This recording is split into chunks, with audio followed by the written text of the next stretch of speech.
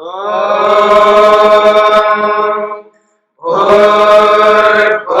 स्वः तत्सवितुर्वरेण्यं भर्गो देवस्य धीमहि धियो यो नः प्रचोदयात्।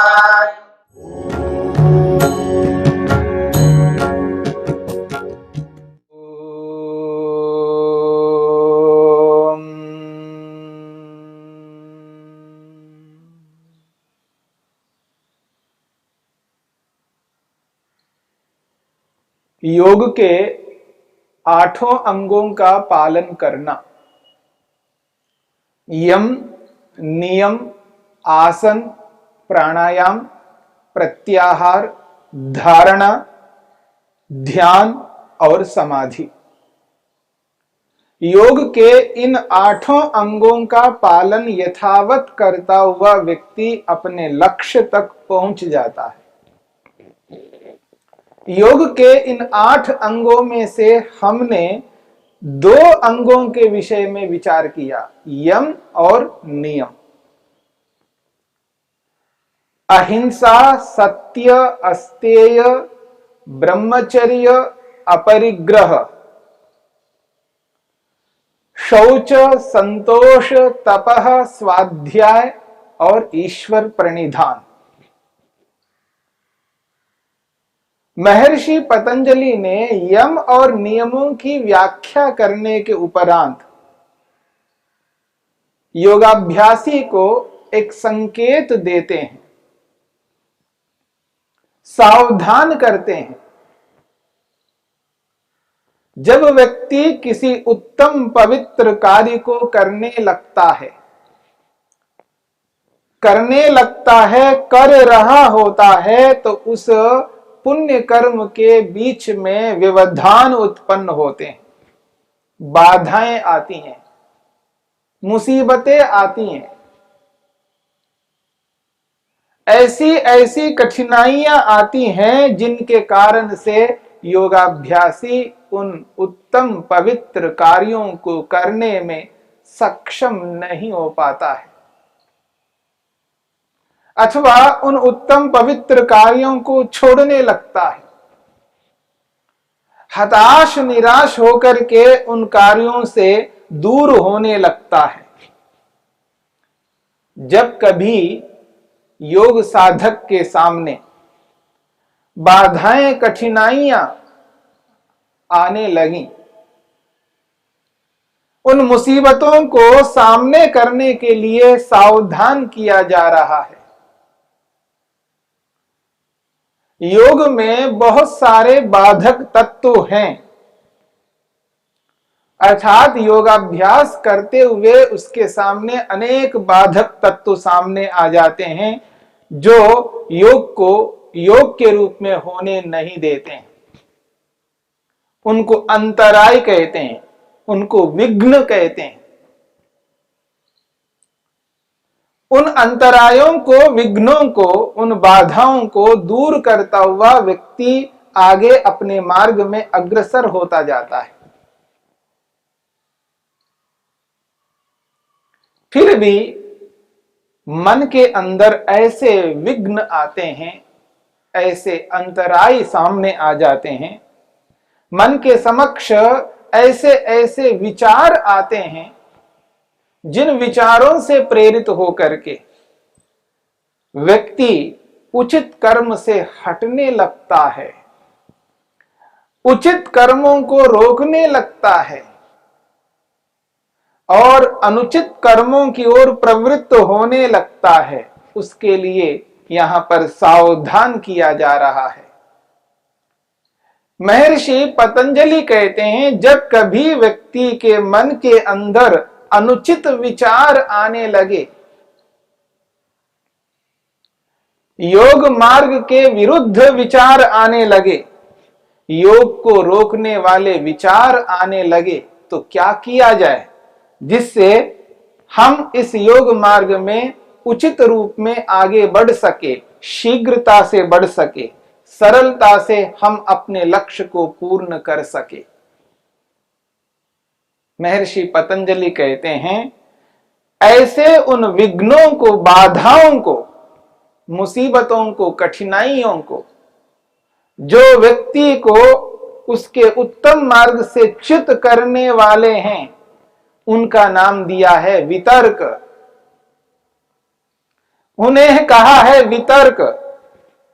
इसलिए महर्षि पतंजलि कहते हैं, वितर्क बाधने प्रतिपक्ष भावनम।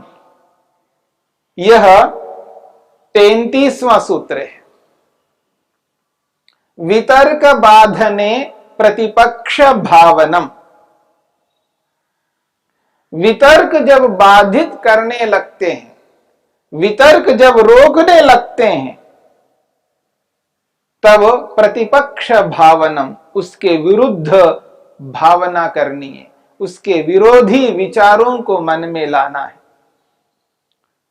ये वितर्क क्या है?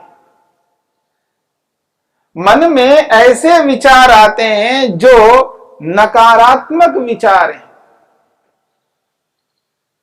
आज संसार में नकारात्मक विचारों को रोकने के लिए जोर दिया जाता है। नकारात्मक विचारों के कारण से व्यक्ति अपने लक्ष्य से च्युत हो जाता है, स्खलित हो जाता है, उसका उत्तम मार्ग खंडित हो जाता है।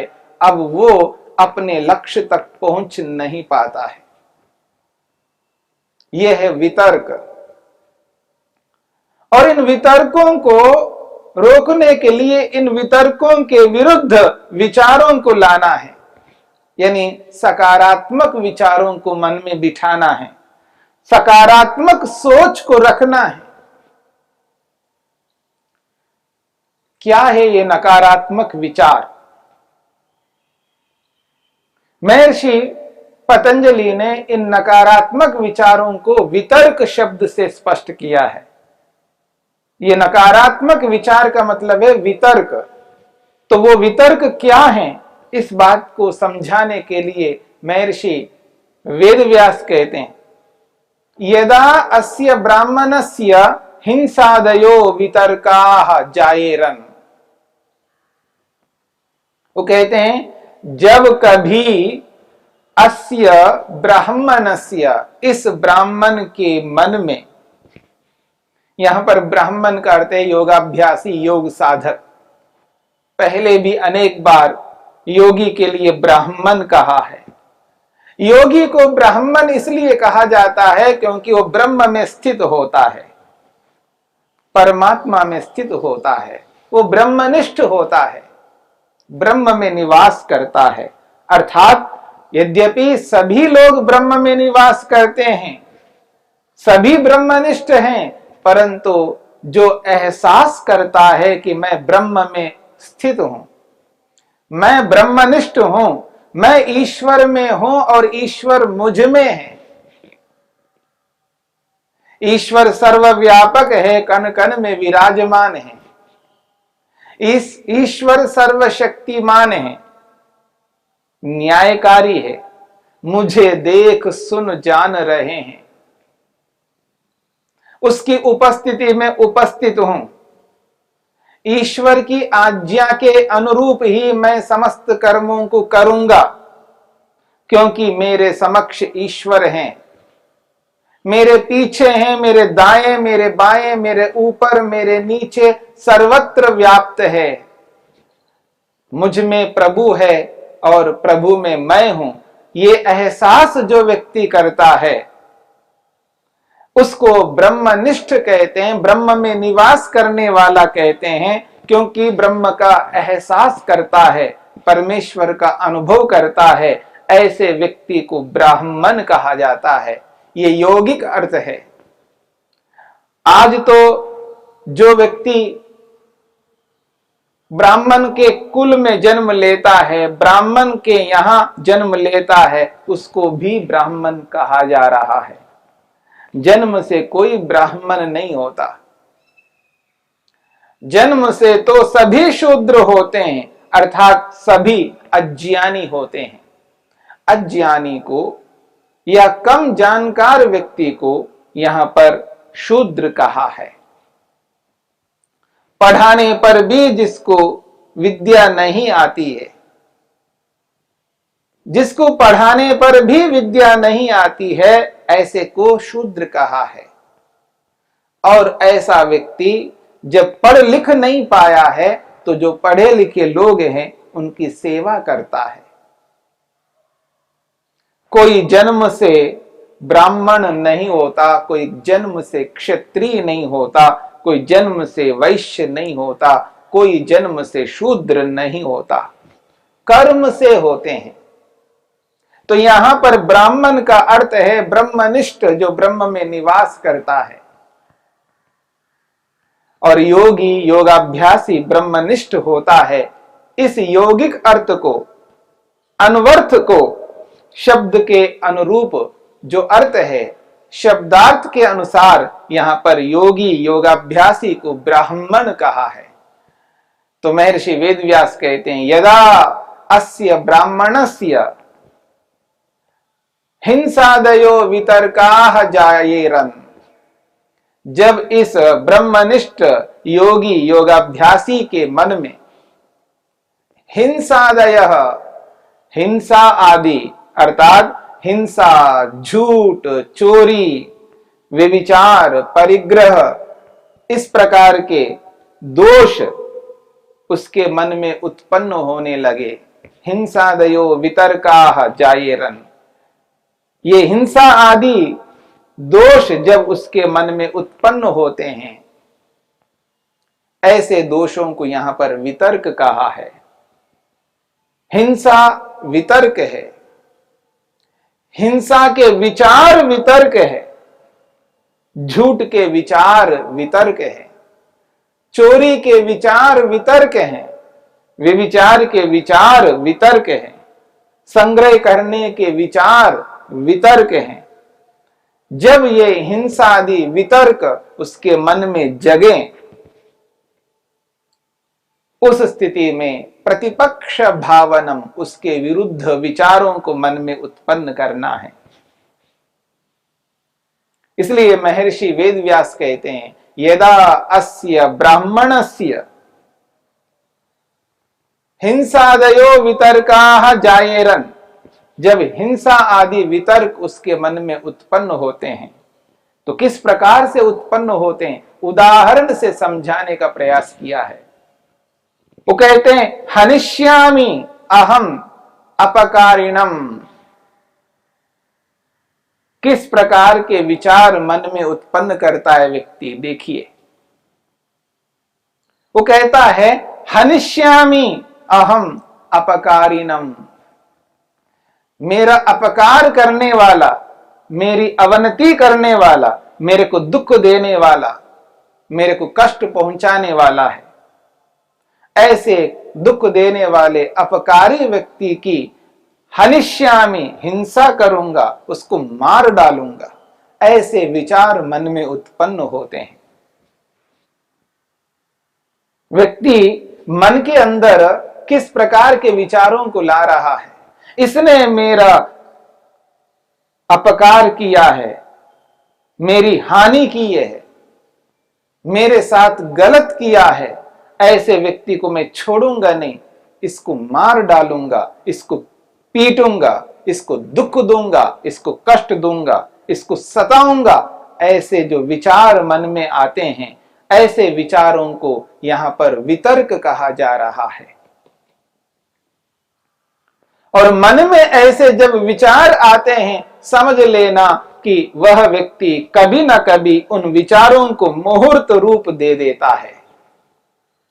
इसलिए मन में ऐसे विचारों का आना जो होता है, उसी को यहां पर रोकना है।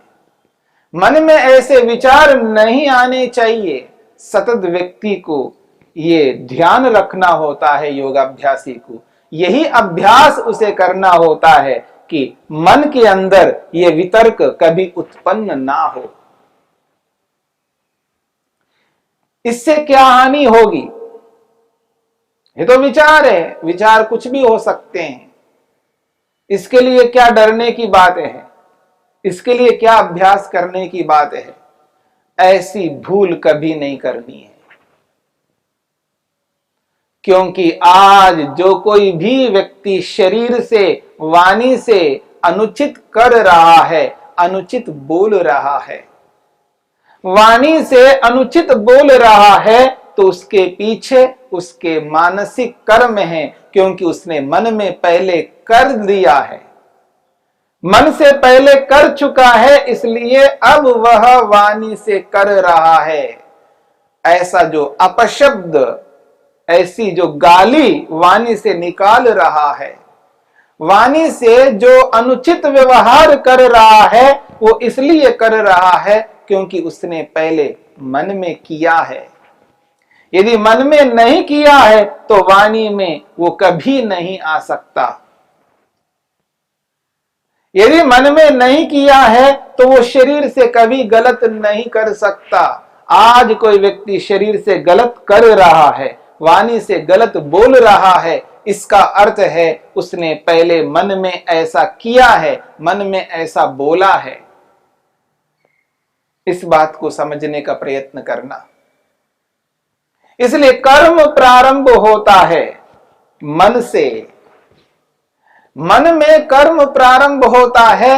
यदि उसने मन में ऐसा कर्म किया है तो समझ लेना वैसा कर्म कभी ना कभी वाणी से करेगा और कभी ना कभी शरीर से करेगा, क्योंकि उसने मन में कर लिया है तो उसके मन में वो बैठ गया है। वो संस्कार के रूप में, वो छाप के रूप में बैठ गई है। वो छाप जब तक रहेगी तब तक खतरा बना रहेगा।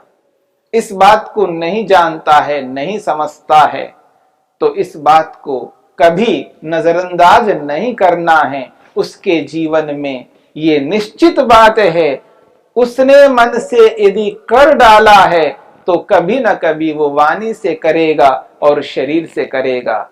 इसको हम नजरअंदाज नहीं कर सकते। ऐसे मानसिक उन वितर्कों को रोकने का प्रयास योगाभ्यासी को सतत करना होता है। मन में ऐसे विचार कभी ना आए। कैसे विचार? वितर्क वाले विचार, अर्थात हनिष्यामि अहम अपकारिणम, मैं इस अपकार करने वाले व्यक्ति को मार डालूंगा, इसको पीटूंगा, इसको दुख दूंगा, इसको सताऊंगा, इसकी हानि करूंगा। ऐसे जब विचार मन में उत्पन्न होते हैं तो वो मानसिक कर्म है, और मानसिक कर्म हो चुका है तो समझ लेना उसके संस्कार मन में पड़ेंगे, और वही संस्कार कालांतर में वाणी में, कालांतर में शरीर में आ जाएंगे, तब और अधिक अनर्थ हो जाएगा।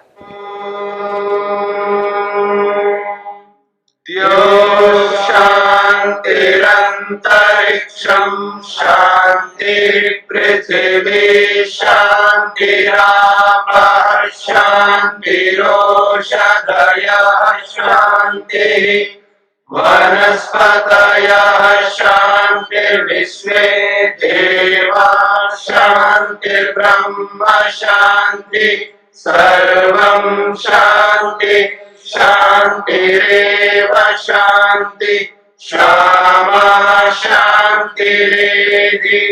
ओम शांति शांति शांति।